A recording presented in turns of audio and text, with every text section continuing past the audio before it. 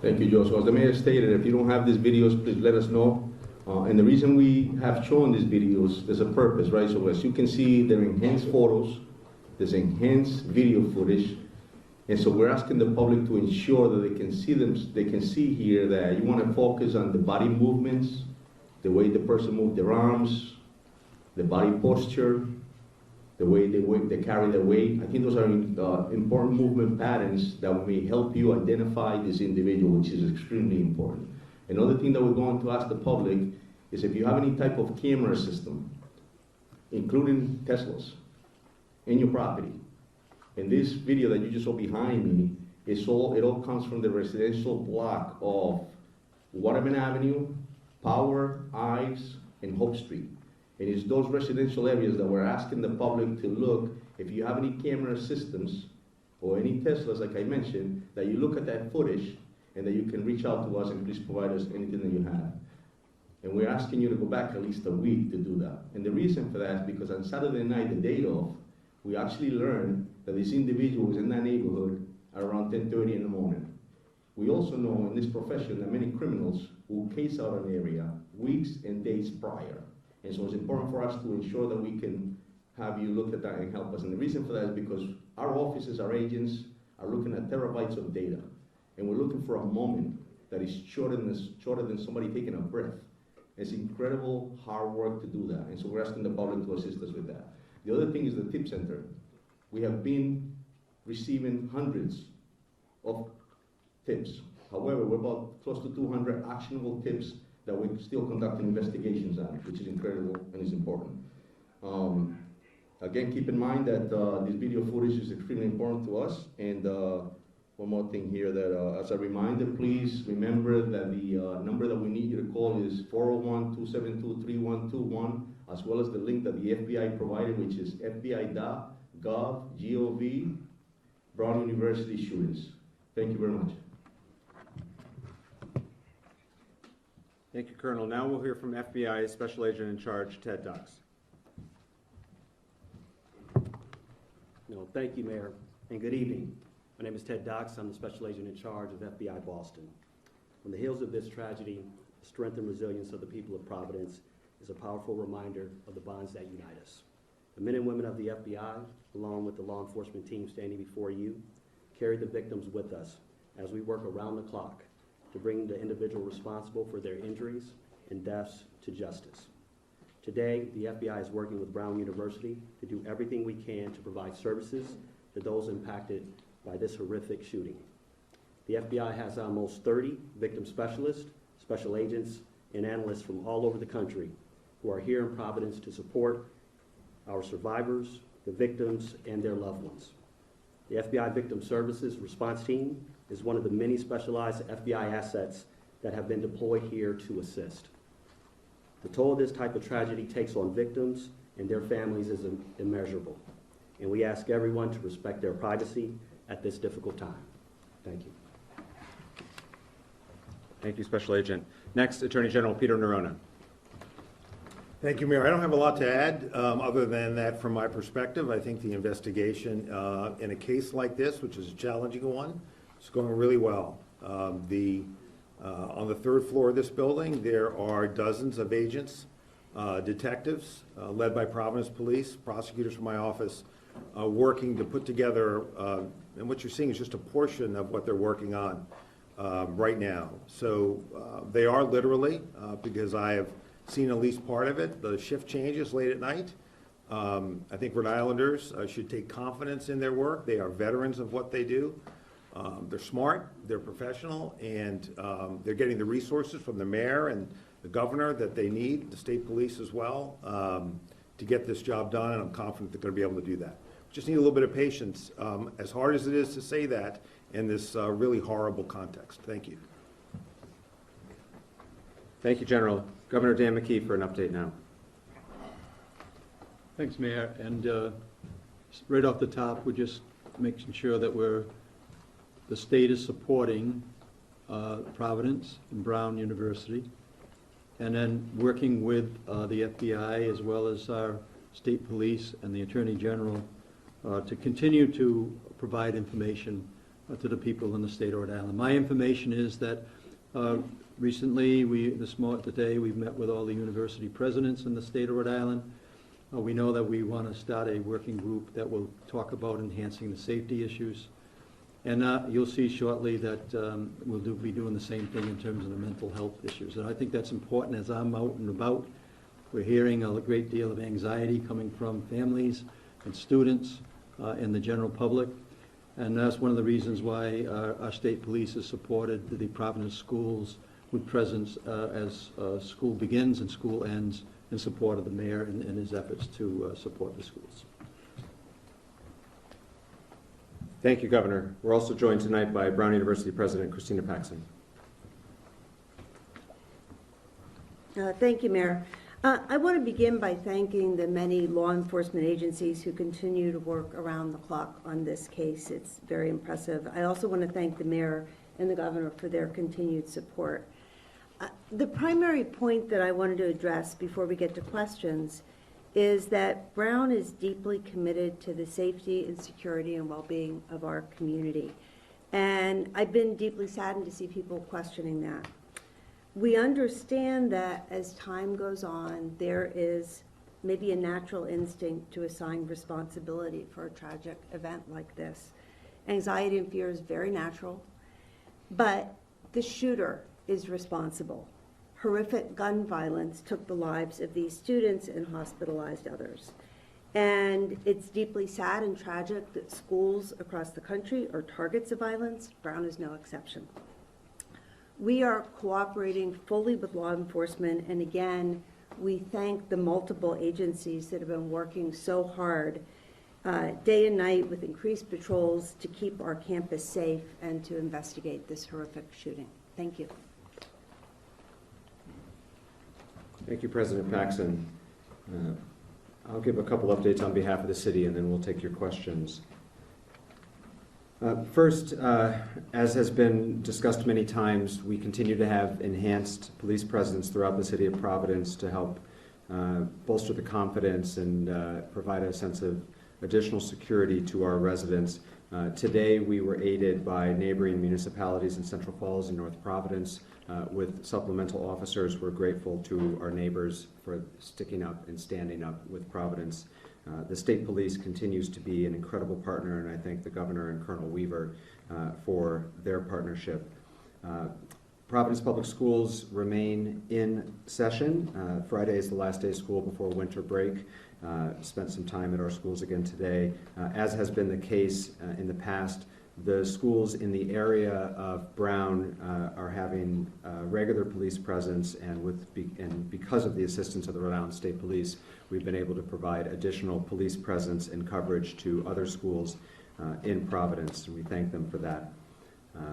When I was at one of our elementary schools this morning, the faculty were having a brief meeting before kids started to arrive, and in discussion with some of the teachers, I asked how they were doing, and one of the teachers said what I think a lot of us are feeling. She said, it's hard, but I'm putting on a good face for the kids. We need to be here for them. And I think that's how a lot of our residents feel right now, which is that we are taking very tentative steps forward, but we're doing it for one another. And so I do want to thank our educators at this time. They're being asked to go to school right now. Our principals are asked to be going to school right now for the sake of the families and the kids.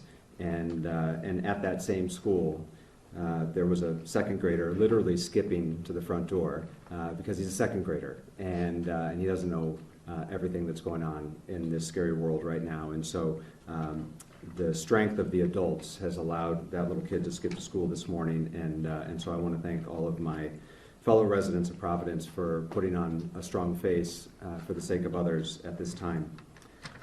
There were questions yesterday, and so I'll also just give a brief update on the health status of the survivors. If folks will recall, there had been 8 hospitalized. One has since been discharged. There had been 8 hospitalized. One has since been discharged. The 7 that remain in the hospital, one is in critical status, 5 in critical but stable status, although healthcare providers report that they are improving, and 1 in stable status. Those are the 7. 1 in critical, 5 in critical but stable, 1 in stable status, and 1 discharged since the last time we made comments about their safety and recovery from the podium. Now we'll open it up to questions. Por el jefe de la policía, Pérez, si puede responder nuevamente, repetir un poco de estos videos, en qué áreas se están concentrando, dónde quieren que las personas vean esos videos y cuánto tiempo antes incluso quieren que reciban o revisen esos videos de vigilancia. And so the question was, if I could just repeat what I stated earlier in English as far as what occurred here, the reasons of the video, and what I was requesting from the public.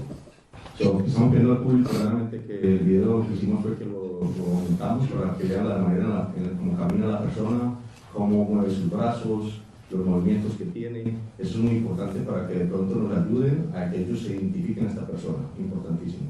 Lo segundo es que estos videos fueron tomados más que todo en una área residencial que incluye la calle Hope, la calle de la Waterman Avenue, la calle de la Power Street y la calle de la High Street. Entonces es importantísimo, están pidiendo al público que identifique si tiene sistemas de cámaras, también como vehículos de los Tesla, que tienen ese tipo de data, para que nos mande a nosotros, importantísimo para verificarlo y que vayan una semana atrás del incidente. Porque hay una información que tenemos que esta persona a las 10 de la mañana del sábado fue vista. Chief Perez, you said that you believe this person was in the neighborhood at 10:30. Clarify, you believe that was at 10:30 the morning of the shooting? And what do you believe he was doing there at that time? Correct, and we have video footage of that, and we believe that he was actually casing out this area to commit the crime. That's a pattern that criminals do, and that's what he was doing. Chief, yesterday the FBI described the person that we've been seeing in these images as a suspect. Today the language seems to be person of interest. Can you clarify, do you believe that this person that we're looking at is your shooter, is your shooting suspect? Definitely he's still a person of interest, and we're still investigating that to be able to get that answer. But we strongly believe definitely that's a suspect in the incident and a person of interest. An MIT professor died early this morning from gunshot wounds. Does that incident have any potential connection to this investigation? No. Colonel, did I just ask you, yesterday we were wondering about this person's age. Now that we've seen more video, again, a couple of days ago, I know you're saying 20s, or some talk about 30s, but just to help people at home, people seeing this video, do profilers or anyone in your department have any better understanding or closer idea on his age? And the second part of that question is, can you now confirm that he has no connection as a past student or as a past staff member at the university? So the first question, I'll tell you that the first when we had on Saturday night, obviously it was chaos, and there was a witness that stated that he might be in his 30s. At this point, we're still just looking at the picture. We haven't identified ages or anything to that point. And as far as whether he's a problem student or anything, we don't have any of those answers, no. Colonel, in one of the new videos, prior to the shooting, this person's interest is seen running. At this point, do you have any inkling why he's running, or where he's running to? They were still investigating that, but what we do know is that he was casing the area. And again, that's what criminals do prior to committing a crime. Chris. It appears that the FBI and PT, according to what I'm looking online, look like they're releasing separate videos at separate times. Are you guys still coordinating, or how are things looking? You gotta understand that there's a lot of people upstairs, as the general stated earlier, and we're trying to ensure that we do this right job and collect the evidence and that we need, and we want to make sure that everybody has especially you guys in the public. One thing I want to make sure that the community is safe, well-informed, and stay confident in the work that we're doing. So yes, there was a video that was released, but we also were working on another video, and the purpose of this press conference is to ensure that the public can see those videos showing movements, like I stated earlier, the way the person walks, the way they carry their weight. That's the importance. So our video, the second video that we showed was the one that we needed to show the public. Just in terms of cameras inside and outside the engineering building, are those working at all? And if so, why not release some of those videos? So the video that we showed you came from inside the building, and that's all we had at the moment. That's all we have at this moment. Inside the engineering building, though? Sorry. From the I'm sorry. outside, so do you have video from Yes. inside the engineering Both building? inside and outside. I'm sorry, just outside. That's all we have, not inside. No, I'm sorry, just outside. Are they going to be released anytime soon, the ones from inside the building? No, that was released already. That was the outside of the building. We released. Yeah, let me just jump here and clarify, okay, so there is, you know, for those of you who've been with us before, and I understand not all of you have been, there is video inside the building, there are cameras inside the building. What we have released to you are videos of this person of interest.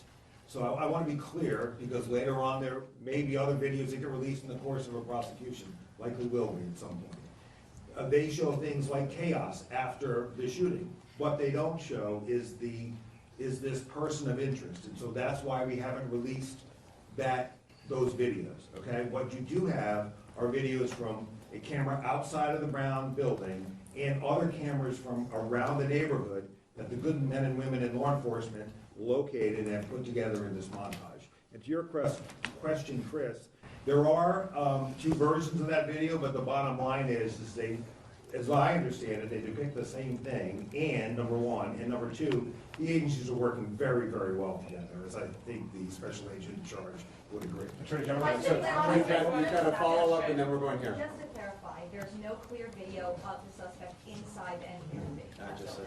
That's correct. Now, can I just ask as well, further to the surveillance footage that you have received, I've been here since Saturday speaking to people who are living in the residential buildings around and in the businesses, and many of the store clerks there have told me it wasn't until this morning that the police have actually come to ask them if they had anything that they could offer, any CCTV or any evidence that they could provide. Why has it taken 3 days for these people to have the police come to them to ask them for assistance? As I stated earlier, it's a residential block that includes a lot of homes, a lot of different camera footage, and it takes a lot of work in the sense that there's a lot of terabytes that we're looking at in order to be able to analyze it, pull what we need, and sometimes it's just a moment that we need, and it's almost shorter than somebody taking a breath, so it takes a lot of work. And then so once that leads us to the next location, to move strategically, we have to pull the video, download it, analyze it, investigate it, and then move forward. Mr. Attorney General. Yeah, I just want to jump in there too, because I think, I want to clarify in a sense what the chief is saying. Is that you start in the grid, in the first instance, it's closest to Brown. It takes a lot of work to canvass that area, and then you build out as you learn more about the path of travel. So it's entirely possible that tomorrow we'll be canvassing places that we haven't canvassed yet, because we're working out with the resources that we have. Attorney General, we have a question and a follow-up, right? Yes. My first question, Attorney General, to follow up on my colleague, this is the question I asked on Saturday night, which is, so there's cameras in the hallway, but they don't show the suspect, or Brown is not releasing them, or you're not releasing them to us. How does a multi-million-dollar school not have a bunch of cameras in the hallway? So let me try to explain that. So, as President Paxson knows, there was a major addition put on that building within the last 5 years or so. That is a modern building attached to a much older one in the back. So it doesn't come as a surprise to me, at least, that there are cameras in the newer part of the building. And there's video footage, okay? So there's the back part of the building, old part, and front part, new part. The shooting occurs in the old part, towards the back, up towards Hope Street. In that older part of the building, there are fewer, if any, cameras in that location. I imagine because it's an older building. So as students are fleeing the area of the shooting into the new part of the building, there are cameras in that brand new building that show that chaos. But the only video of the presumed, anticipated, suspected, however you wanted to define a person of interest, you have it. We would release it if we thought it would be helpful in identifying this subject, because we are relying on the press and public to help get us there. There would be no reason for us to hold it back. We're looking for the best image. Dan, got a follow-up. Attorney General, thank you for explaining that, because it really clarifies it, although I'm sure some people watching would think a multi-million-dollar school with a huge endowment could afford new cameras in an old building. That's my statement. Here's my question. If he's casing that area, Colonel, as you said, he had an intended target, which speaks to the motive. Did he have a target to kill one of the two people that were killed? We're still investigating it, and something that would probably get the answers as well, so. Patrick?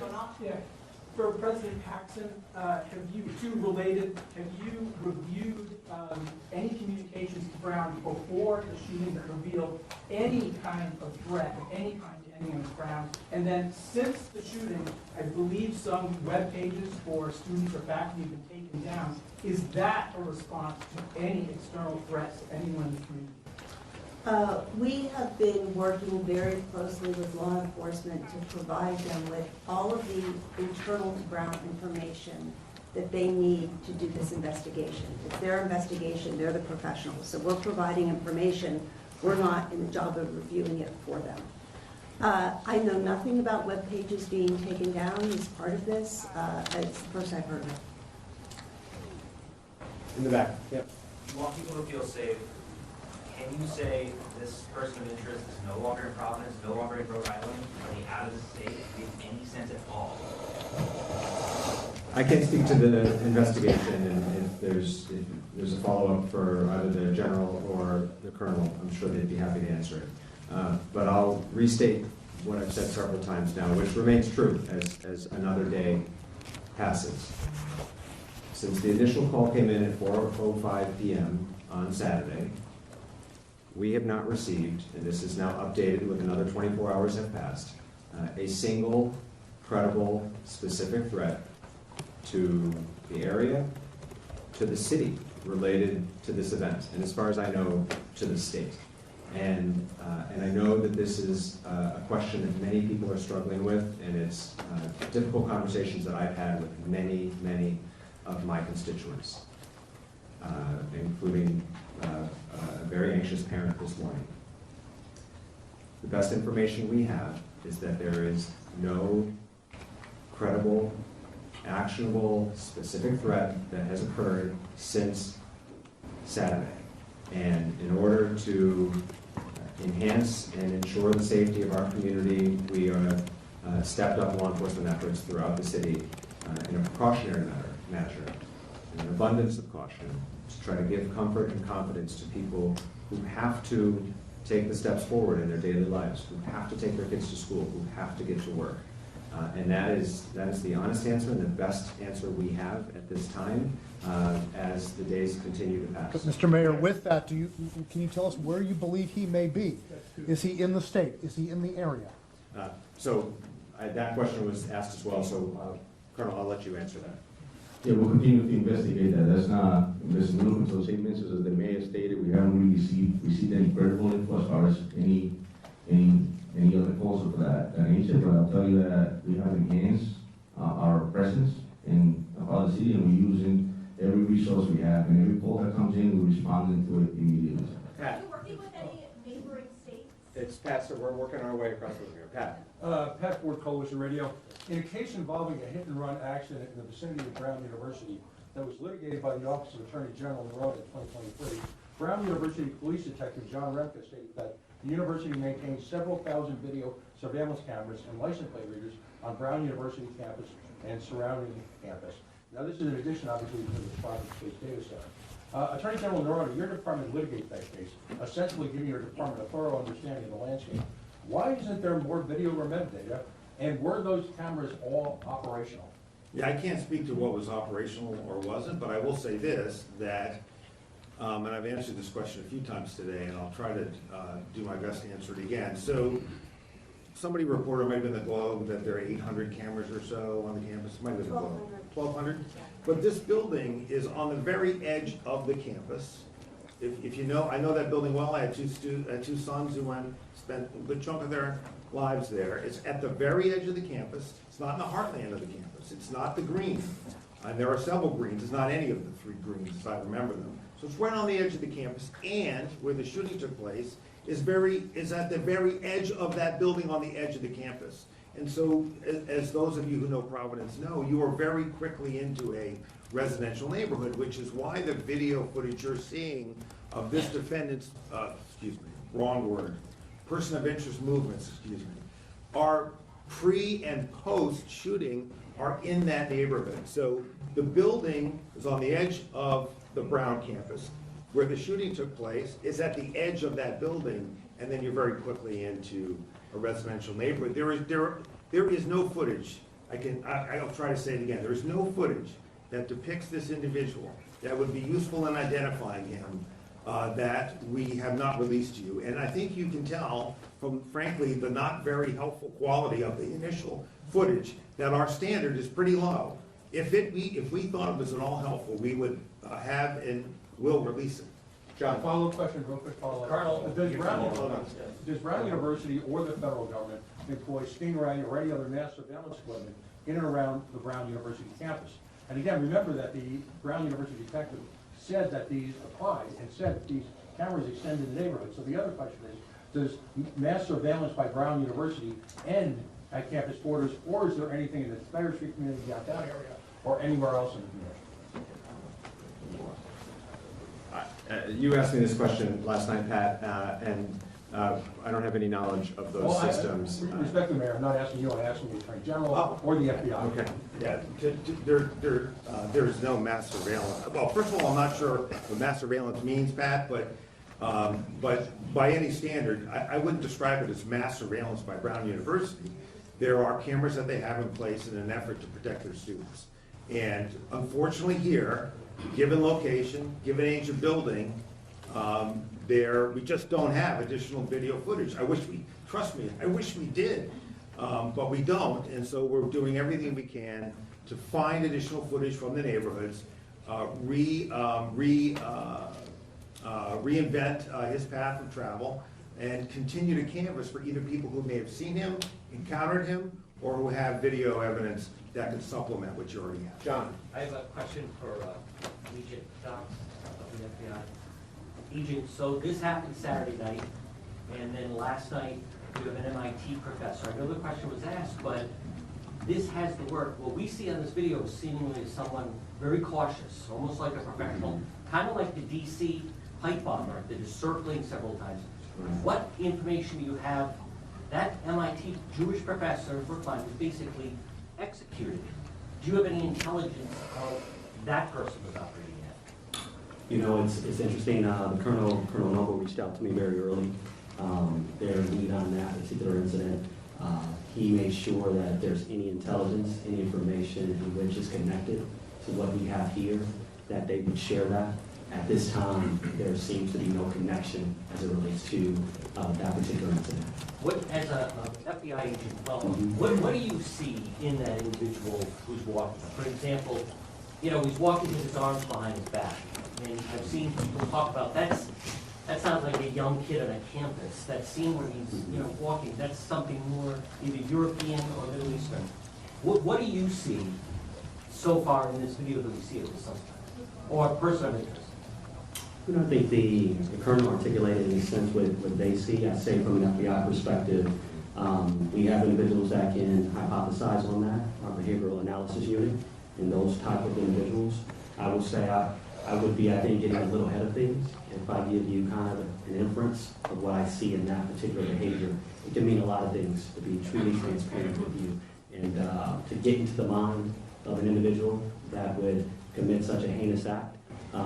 That's a place in which I don't want to go right now. I'm not sure what was going on in that particular individual's head. But you would agree, this individual seems very callous. Brian at the back.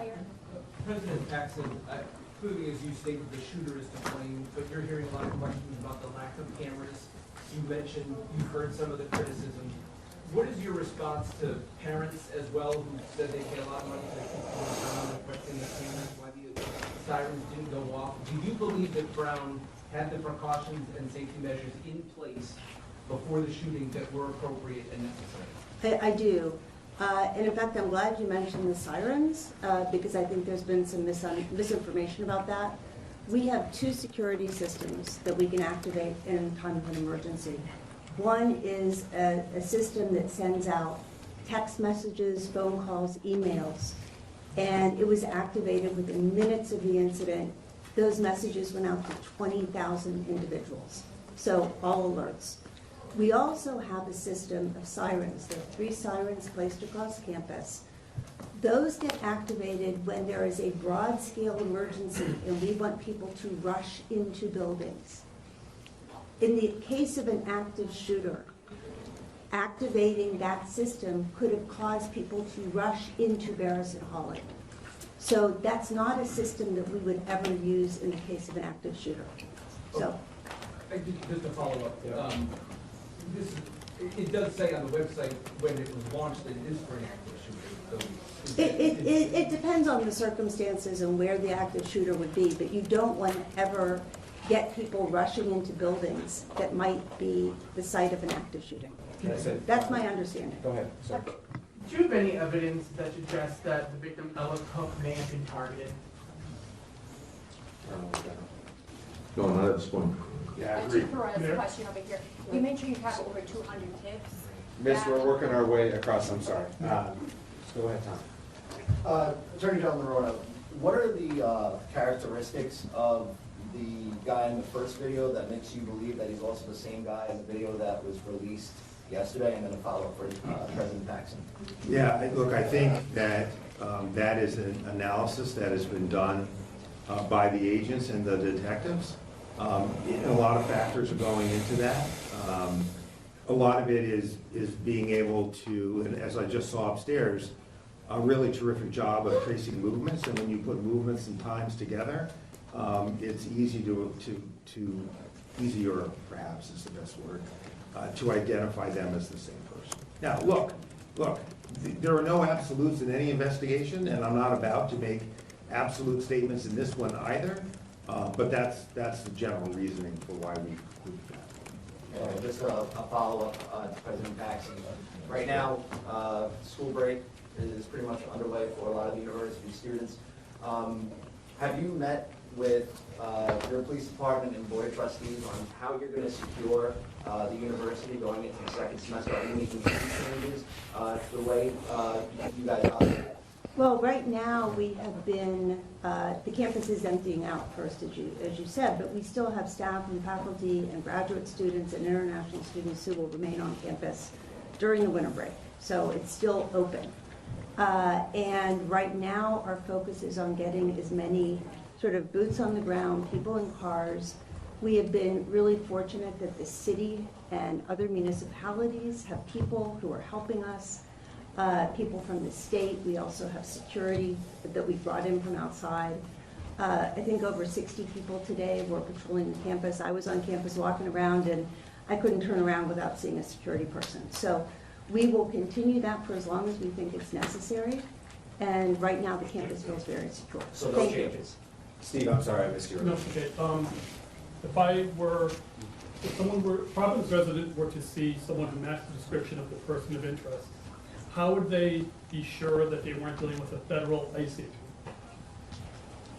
agent? The tip line that we've been providing throughout the last several days, 401-272-3121, that call comes in here and is answered in this building with Providence police professionals and our partners at the FBI.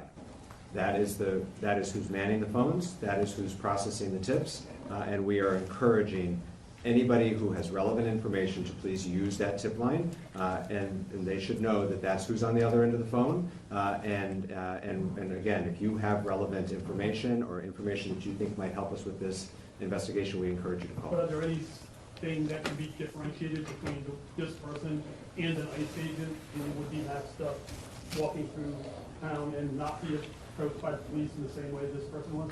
Again, we've worked really hard to build the trust of our community here in Providence, and I'm telling you that that phone number, 401-272-3121, rings in this building and is answered by Providence Police and/or FBI. Those are the agencies that are processing, running down, and investigating any relevant information, and we urge folks, if you have relevant information, to please use that phone number. Luke? For the Colonel, do you have any indication as to whether all the interviews of the students in the classroom are completed? Is there any through line that you glean from those interviews? So we're still conducting those interviews as we speak.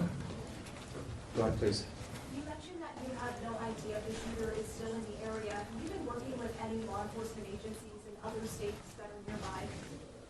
Yes, we're working with every municipality here in the state of Rhode Island, and obviously every Massachusetts. Obviously we have conversations with them as well, but majority of the law enforcement that we're working with right now is our own, nearby municipalities, the Rhode Island State Police, and every agency that you can think of, federal agency in the building.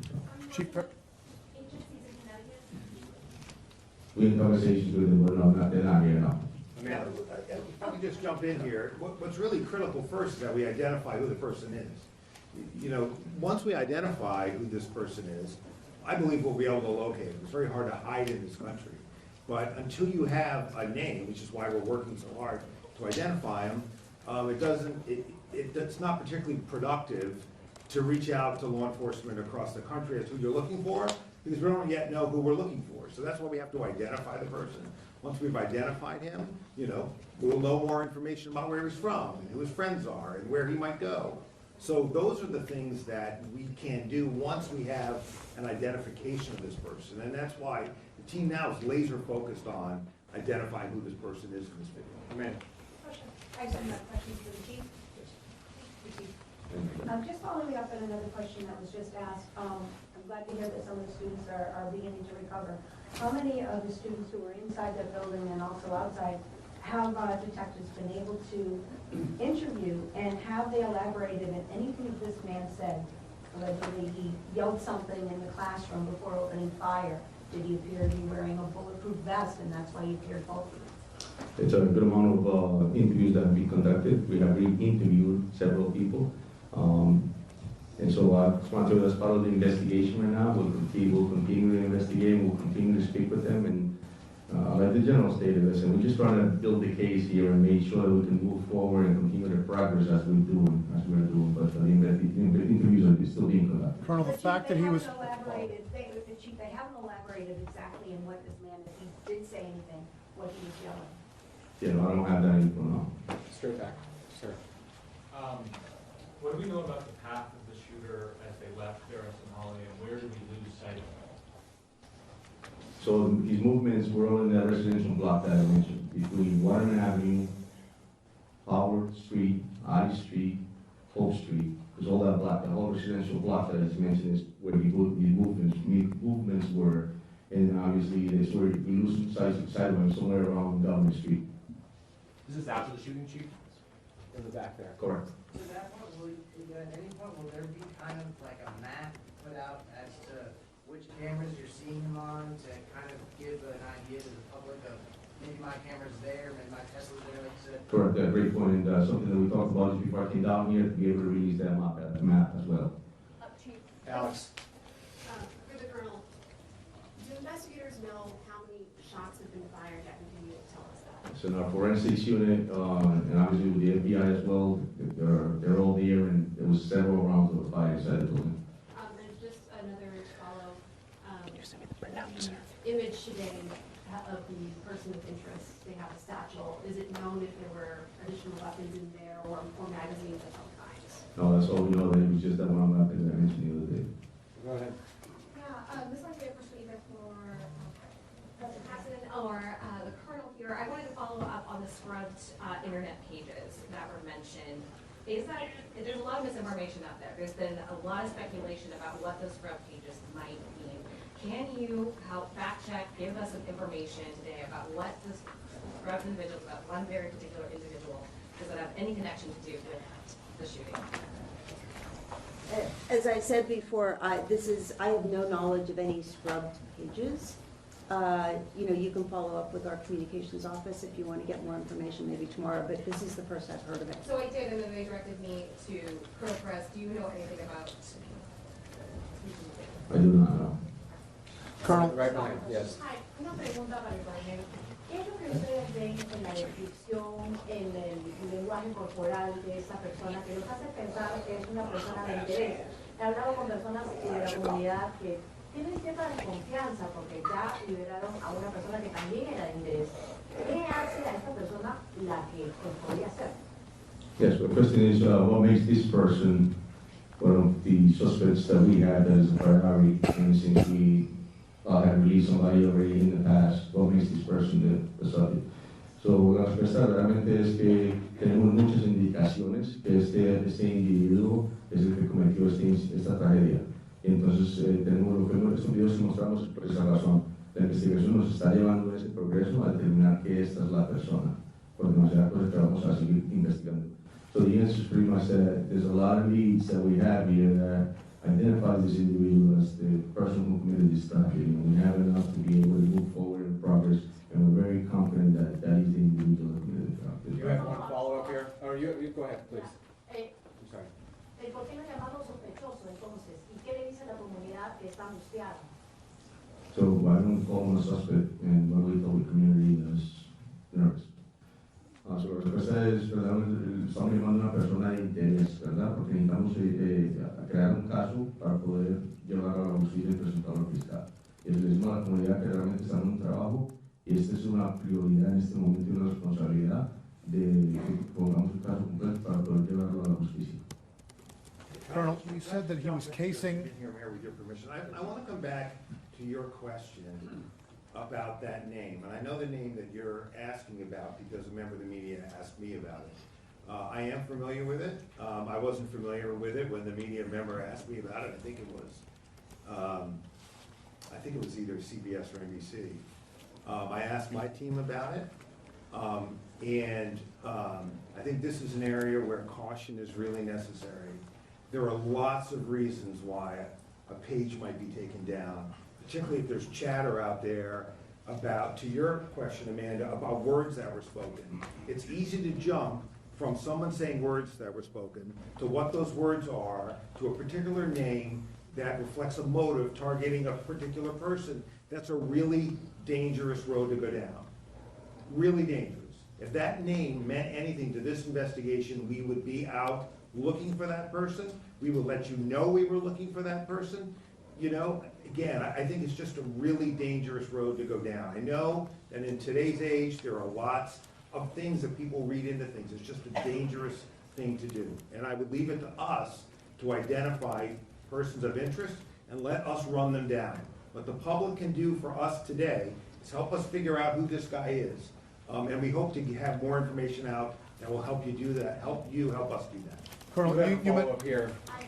Yeah. Very quickly. It was further to my colleague's question, but you have answered most of it. But just in regards to the rumours that are circulating as well about the motive here, do you have any information regarding the rumours that a particular professor was being targeted? Yeah, there's no information that the investigative team has about motive.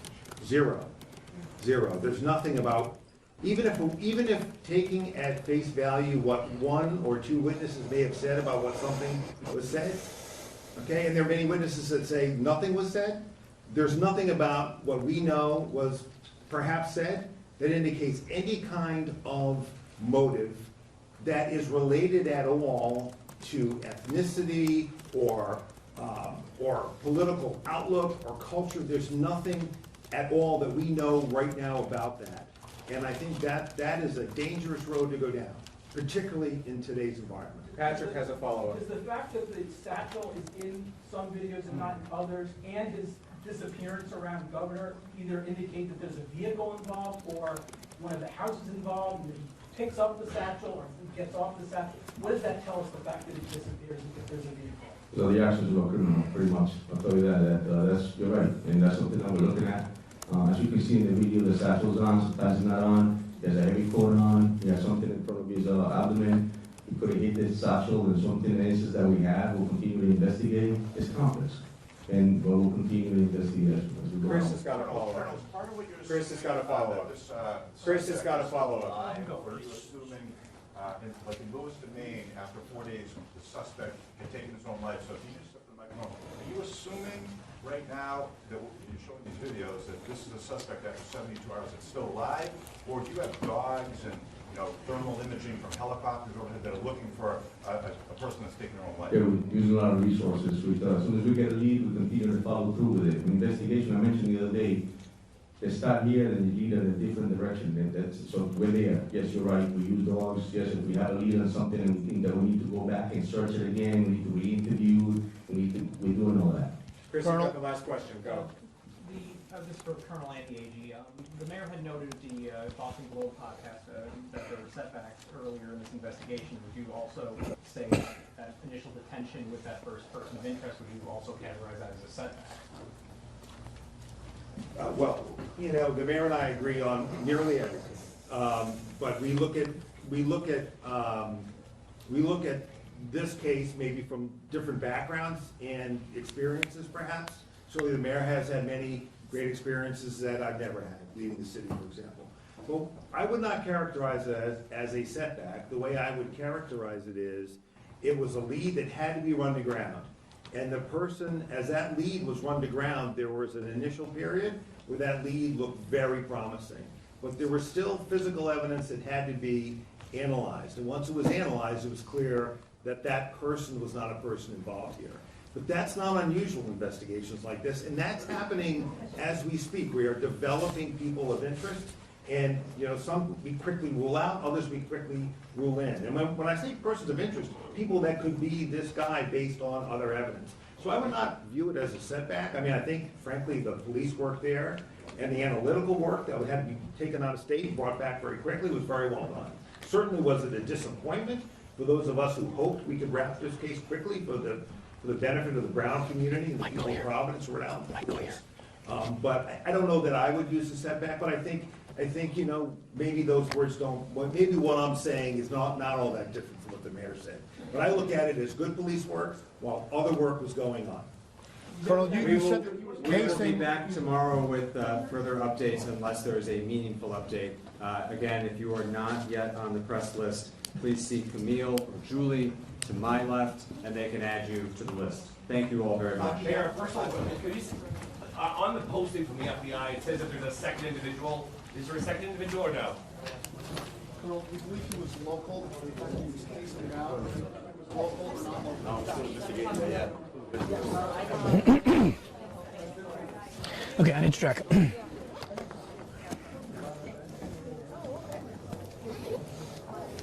Are they going to kick us out of here? Are we going to do the hit from here? Okay. Brian's doing the 6, right? Yep. We're good. We're done. Yeah, for now.